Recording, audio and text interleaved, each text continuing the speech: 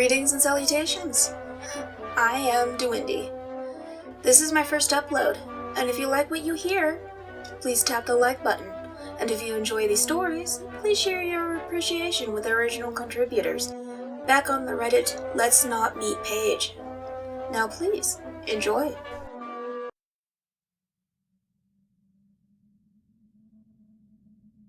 So, this happened well over a decade ago, while I was at uni. I'm not going to give out the place, but if you are from there, you probably know, or have heard of this person, and when I get into the background, it is connected to a pretty awful story from my country. So, to give some further background, binge drinking was a thing back when I was young. Not only that, I was a young woman coming from a town that was well known for its women binge drinkers, and moving to a town that was known for its hen parties, for uni.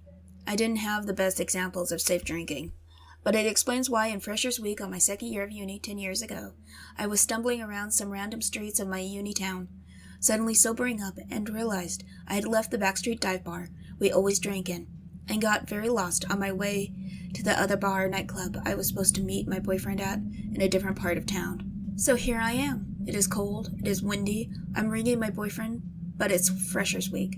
He's a fresher. He's at a very loud and popular nightclub on his first week of uni. There is no way I'm getting through to him. I start looking around, trying to figure out where the hell I am, but I am wasted. Like bad. Bad. It's worth noting at this point as well that although I was 19, people were shocked that I was not 15, 16. I look young for my age, though I think it's catching up with me now, and I consider myself an artist at the time, so I dressed pretty oddly, which made me look even younger. And here I am, in the middle of the night, drunk, in a dress, and of course I did not have a coat, even though it was near winter, because that was just not done on a night out. I'm stumbling around, looking confused at my phone, and clearly lost. But, suddenly, a taxi pulls up. They have a taxi light on the top of the car. The guy is waving me up. He asks me what's up, and well, I just start explaining my predicament. I figure I can just get a taxi to where I need to be. No more trying to figure out where the hell I am and trying to get across town and the state. I tell him the nightclub. I have the money. I start texting my boyfriend and telling him I'll see him in 10 minutes. He's still not even checked his phone though. I get into the taxi and it's warm, and taxis are safe, right? So I start feeling a little drunk again. Taxi guy tells me to get in the front though, which is pretty odd where I'm from. But I'll be out in 10 minutes and this absolutely ridiculous situation I've gotten myself in will be over. So I get in the front. Fine. Weird, but fine. I text my boyfriend and start getting comfy and trying to feel drunk again, because otherwise my night is getting more and more expensive, and I'm a student. Taxi guy starts asking me questions. I don't really pay attention at first. Taxi guys ask questions, especially when you are clearly lost and very, very drunk when they have picked you up. So I'm kind of zoning out, but then he asks me what year of school I'm in, which is just a wild question any way you think about it. Why would that matter? I laugh and explain I go to the university. Throw in there that I'm meeting my boyfriend because this guy's giving me weird vibes at this point. He assumes I'm a fresher, i.e., new to town. I don't bother to correct him, because why would I? I'm bouncing out of here soon and this will be over. I'm not new to town, and it's a fairly small town, though I go to uni with people all across the world. Some people just grew up down the road, so local gossip is just known, especially when it's crazy. I'm kinda on edge by his questions now. I've realized I don't like the way he keeps looking at me, and that I still don't recognize where we are, even though I should by now. The part of town I should be heading towards is much closer to where I've been living the past year. So I have my phone in my hand, explaining I'm going to try my boyfriend again so he can meet me outside. He must have known I was weirded out by him. He must have. But he was so calm about it. He really didn't care. He started bragging to me about some stuff, his money and businesses, then tells me he owns a kebab shop. Well, he doesn't say that exactly. He tells me the name of the kebab shop he owns, and my heart drops into my stomach. I've sobered up completely, and I am full of adrenaline. I know this kebab shop because a girl has gone missing, presumed dead. A school-aged girl. The last place she was seen was that kebab shop. I've also very suddenly realized that this taxi does not have a taxi meter. The story around town is that the school-aged girls would go to this kebab shop and exchange sexual favors for food, and sometimes drugs. Like, this isn't even really a debated part of the story. This is a poor area. These kids don't really have parents, not ones that actually cared about their well-being. It's kind of unexpected for my country, I suppose, but this town was absolutely rife with this kind of thing. This is why the missing dead girl was at his kebab shop that day. She was known to go to this kebab shop and trade sexual favors for cocaine and food. The next part is what is up for debate. This is the gossip part, but this is what people in the town believe is the truth. It's worth noting that even now, in 2021, no one has been convicted for this girl's murder, and she is still technically missing, as far as I know. This man I was in the car with, a car I now know is definitely not a taxi. He was accused of killing this girl, and the reason that she was never found, he had ground her up and sold it as a kebab. Insane, I know, but at the very least, I knew 3 things were true. She was missing. She was known to sell herself to this man for food. He was the last person she was seen with. At the very least, had made jokes to various people in town that he had turned her into meat and sold her. And I was in a car with him, not a taxi. After he said the name of the kebab shop, everything moved so quick, but also not at the same time. My phone went through to my boyfriend's voicemail. When did I start calling him? And I suddenly decided the best thing to do was pretend he answered. I left my boyfriend a voicemail of over 15 minutes. God knows what I even said. We never did listen to that after. Kebab shop guy, was babbling while I was leaving this absurdly long voicemail. I was talking repeatedly about how I would see my boyfriend soon. We can't be that far away. I just hoped this would make him drop me off. I'd started thinking about how I was going to break the window. Doors were locked. And how I hoped I wouldn't be made to pay for it, if I did. But then I suddenly started to recognize where we were. We were coming the wrong way, but we were right near the nightclub. Oh my God. He slowed down. I got out. We didn't say anything. He didn't ask me to pay him. I guess he'd given up on pretending to be a taxi at that point. I shut the door and he drove off. As soon as I was on the gross pavement outside the nightclub, I was so relieved. I've never been so happy to see it. But the next thing I knew, someone was grabbing me and pulling me over to a car, and I absolutely pooped to myself. Thankfully, it was the police. Though he was pretty pissed off with me, having a go at me for getting in the car at first, like asking me what the hell I was thinking. I explained to that kebab shop guy told me he was a taxi, and that's how I learned to check for taxi licenses, because this very grumpy police officer told me to. Basically, what happened was that, because of the fact the police had nothing on this guy, and as far as I understand, they brought him to court, and there was not enough evidence, no body. They had taken to following him when they came across him at night, just in case they caught him doing something.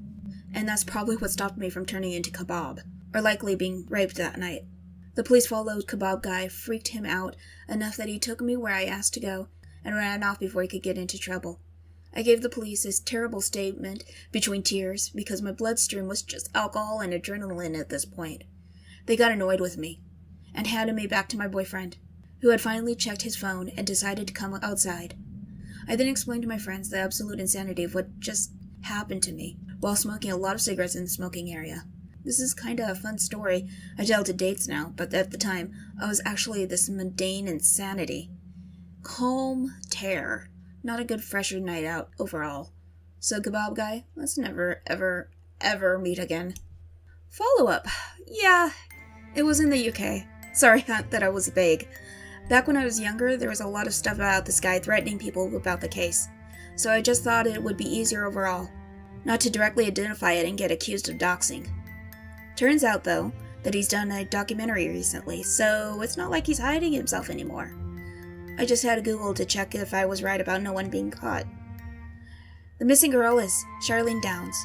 The kebab shop was called Funny Boys, after the famous Funny Girls Club that was in town. It's all around an awful story, as it gets into parents that sell their kids into prostitution. Blackpool is a pretty messed up place.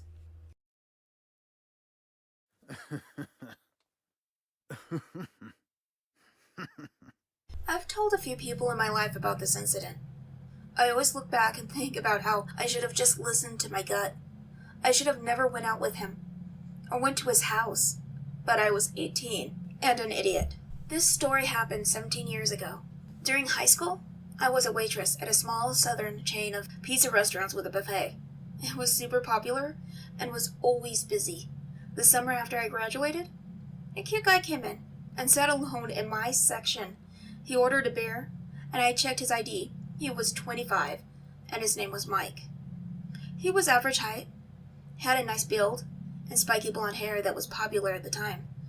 He had a northern accent I lightly poked fun at, and told me he was coaching soccer at my now previous high school. He came back to the restaurant a few times. I waited on him, and he asked me out.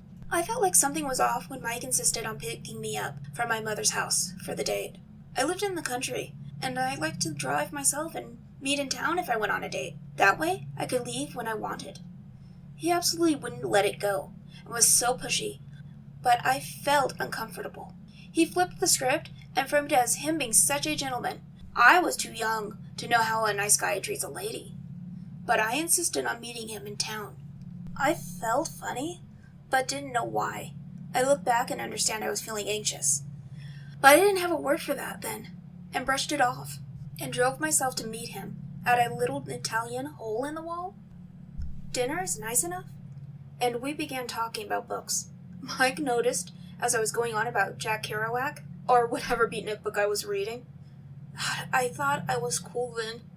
He noticed that an older man in the restaurant was staring at me, intently, and wouldn't stop. The older man could have stared a hole right through me. I asked Mike why the man was staring at me. I didn't have anything on remotely provocative. I had on black dress pants and a long-sleeve blouse with roses embroidered all over. I'll never forget what that blouse looked like. Nothing too crazy, not overly made up, nothing special. Mike made a point to describe what he believed the man was thinking and what he probably wanted to do to me. I don't get it, I asked. Men just can't help themselves, he said, and gave me a chilling look. I felt sick. When he said that, I felt sicker as he began to talk about the book American Psycho, and how men had vile urges that were only natural. The way he looked at me and licked his lips as he recited some grotesque parts of the book at the dinner table was one of the weirdest things I had encountered. Well, not as weird as what happened next. "Do you want to come to my apartment and have a glass of wine?" he asked me. Well, after he changed the subject, I said no. I had to get back home. But he kept pushing, and I agreed. It sounded sophisticated and fun, and I have never drank wine before. So we drove separately, back to his house. The next part goes by pretty quickly. We walk in, and there's no decorations or anything on the wall. Creepy. "I just moved in," he says. In this bare-bones apartment, he kept dark. He gives me a glass of wine, and I felt woozy pretty quickly after a few swallows. He asks me if I need to lay down. I say yes. I feel so sick and strange, and words became hard to say. He laid me down on the bed, started kissing me, and my arm felt like lead. I couldn't pick them up to push him away. He takes off my blouse and throws it on the floor to the left of the bed. The house was dead quiet. "Make like you're asleep," he whispers, as he goes into an adjoining bathroom. I thought that phrase, "make like," was so funny. Not pretend, not act like. I don't know. I think it's one of the reasons I never forgot that. I laid there staring at my blouse. I couldn't move my mouth. I couldn't move my arms, and all I could do was focus on those little roses scattered across black lace on the floor. I had no idea what was happening, as I heard him rifle through what sounded like a drawer of clinking metal objects. It sounded like rustling of tools or sharp, thin things. For several minutes, I became afraid for my life when I heard him laugh to himself. Something, I don't know what you'd call it, a survival instinct, fear, anxiety, caused me to shoot up straight in that bed. I grabbed my shirt, and without even putting it on, I ran to my car, which I kept unlocked in those days. I don't know how I drove home safely, 15 minutes away, but I did, and just got home and cried. I didn't tell my mom about me drinking or him taking off my top, just that it was creepy, and I heard him rummaging through metal objects, and I knew I had to leave. I never saw or heard from Mike again. A few months later, my mom picks my little sister up from the same high school I went to. and mentioned my weird date with the soccer coach to the office lady as she knew her well. Before that school year ended, she informed my mother Mike had gotten fired for lewd emails and possibly sexual relationships with multiple underage girls. Mike wasn't charged. He merely moved away, and no one ever heard about him again. I'm glad I didn't get hurt. I learned a lesson. I should have done a lot of things differently, including telling the truth about the wine. Now I know exactly what happened, and I know I'm lucky. If anybody does some weird shit to you, report it. You can brush it off, but you might find yourself wondering how you could have prevented someone else from having a terrible experience. Those stories were intense. No worries. The last tale is a palate cleanser. Oh, and a cat.